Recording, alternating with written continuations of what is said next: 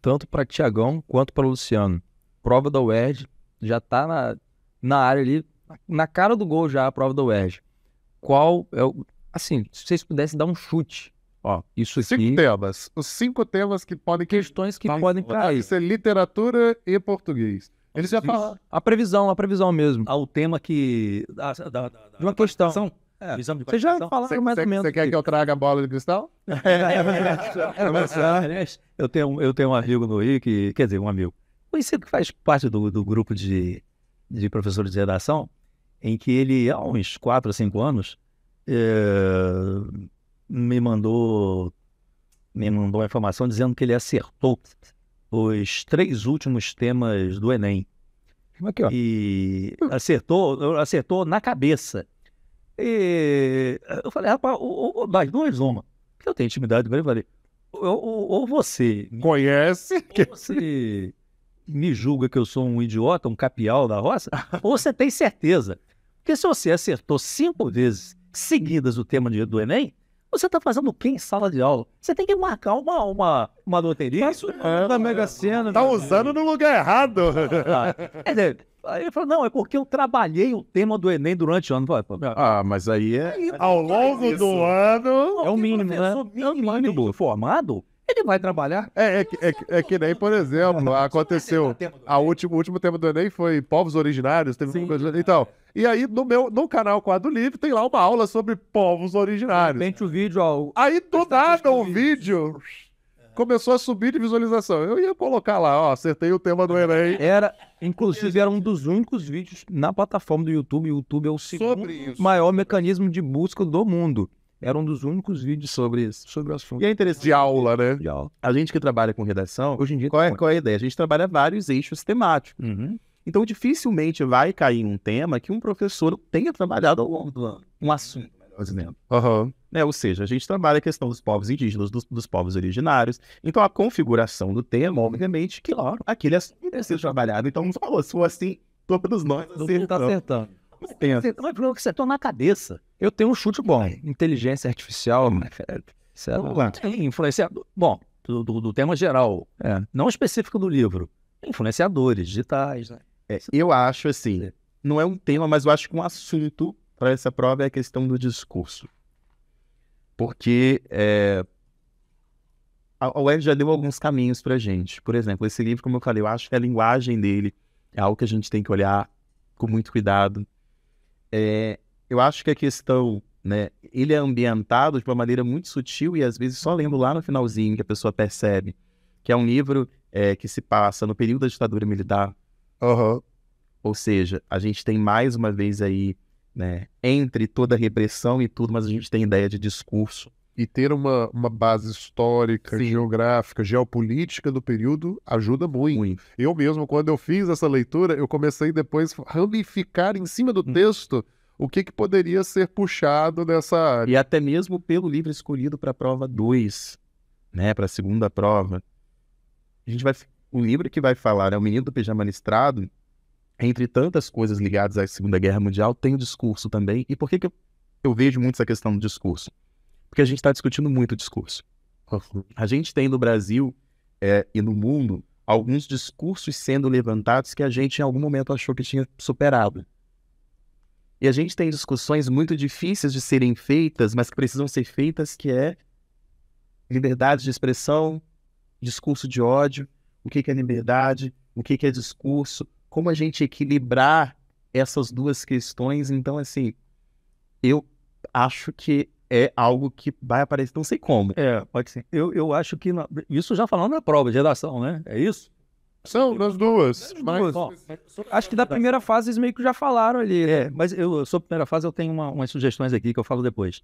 Mas sobre a prova, sobre o Menino do Pijama Listrado, tem uma questão ali da escola. A escola onde ele estuda é uma escola que tendencia, né, em termos de nazismo.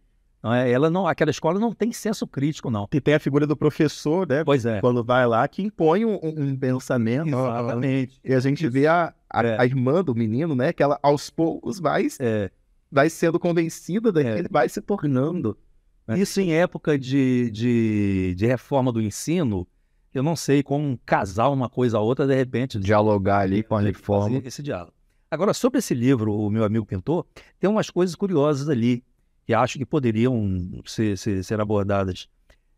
Primeiro, a história do livro sendo supostamente infantil, como o Tiago pontuou. Mas o livro é em cima de um outro livro dela, Sim. Que é o nome, eu até anotei aqui, 7 Cartas e 2 Sonhos. Sim. Quer dizer, é a partir dali que ela escreve, e acho que a abordagem da intertextualidade do contexto do próprio autor é uma coisa interessante, porque... O final, né, que você está falando. Não, todo o livro, porque o livro é feito em cima de... Não, sim, é porque o aluno virou para mim e falou assim, professor, no final do livro, ela conta a história do livro, Isso, de como o livro foi feito. Aí eu tenho que ler. Isso. É óbvio que você tem que ler aquilo. Mas outra coisa, outro tema que pode ser abordado, que é Metalinguagem. a metalinguagem.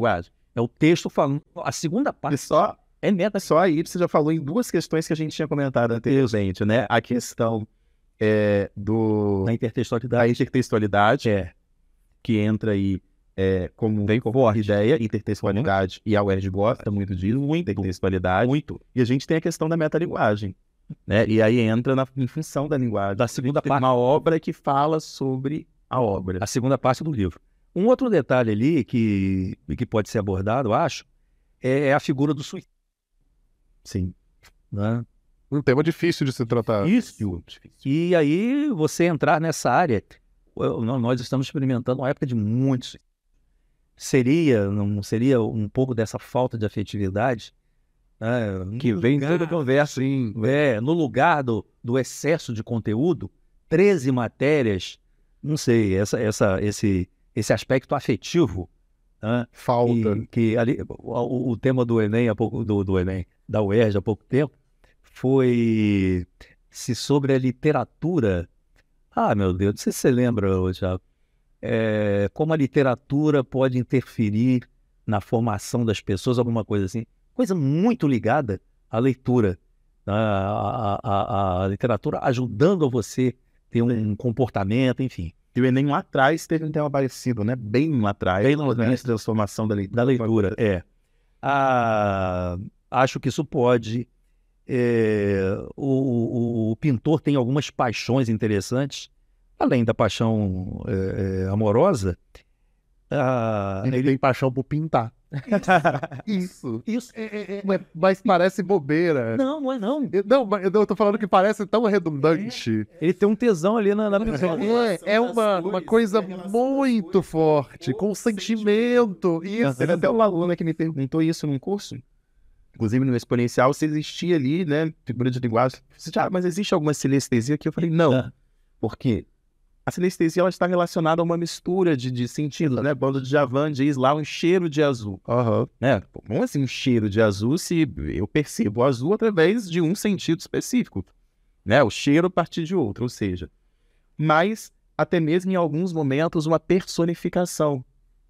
Porque é para além de uma comparação. Sim. Né? Não é assim, a pintura representa tal coisa. Não, você atribui sentimento à cor.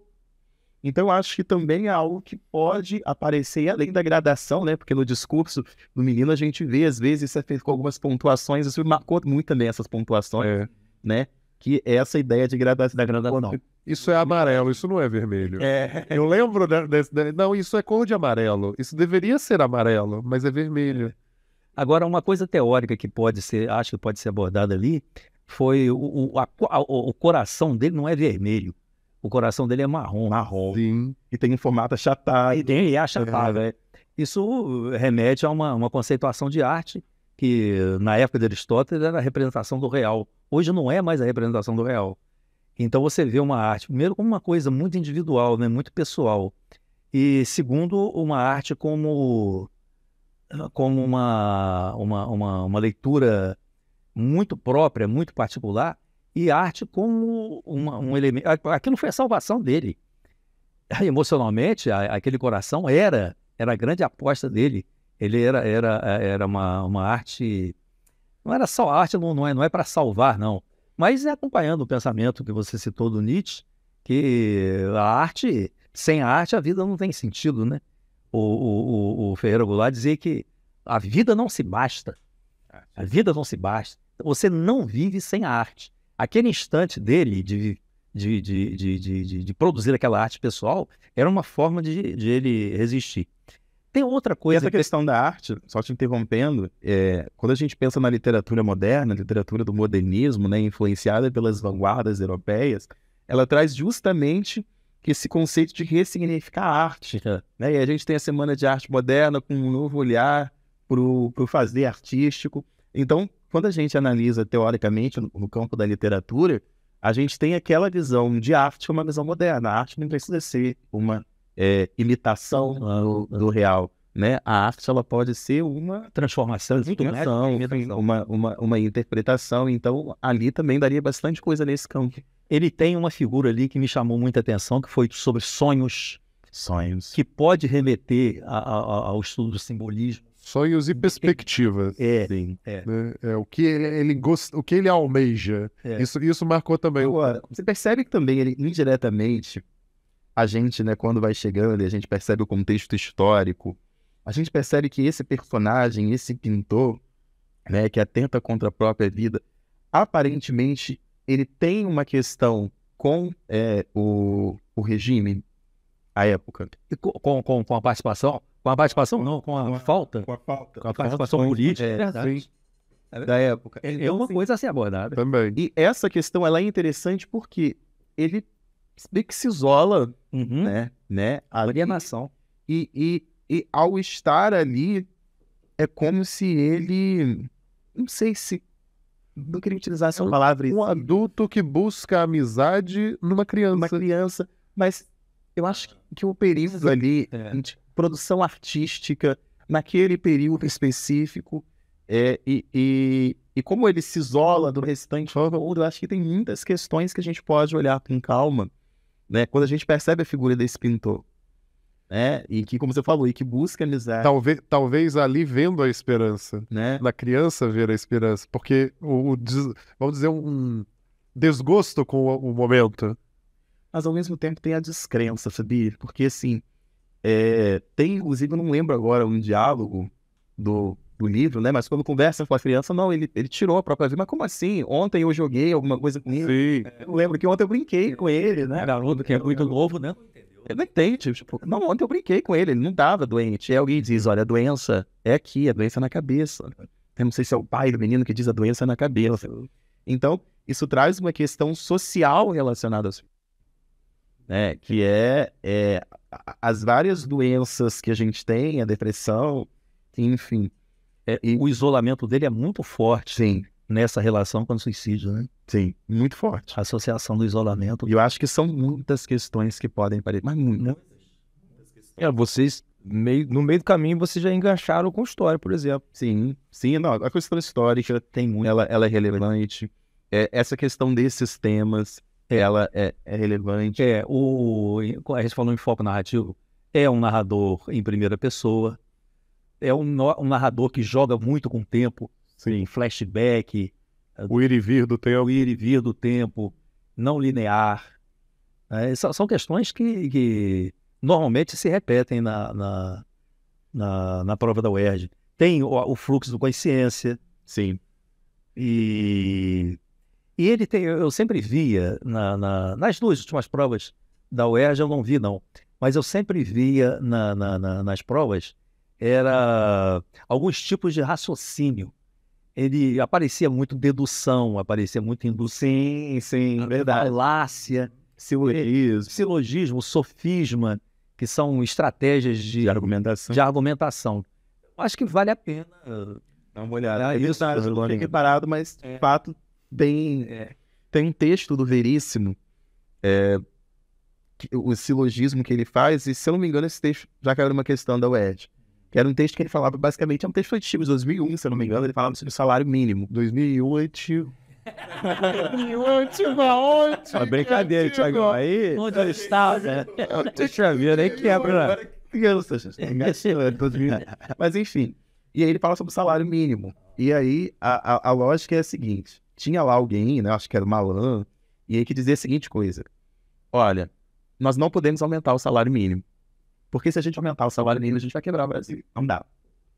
E aí, a voz, né, da crônica dizia a seguinte coisa: beleza, então. Se a gente não pode aumentar o salário mínimo porque a gente vai quebrar o país, temos uma premissa. Porém, a gente entende que o salário mínimo condena, em 2001, as pessoas viverem na miséria. Sim. Pela lógica, e aí ele vai utilizar o silogismo, o Brasil só é viável se tiver pessoas na miséria. Porque, veja, e aí que é a ideia do silogismo, né? Você parte de uma premissa para discutir uma questão. E eu lembro dessa questão, eu não faço ideia de qual ano, meu Deus, eu lembro muito do texto. Eu lembro disso. Mas uma questão assim, né? E que jogava com as pernas Eu brasileiro.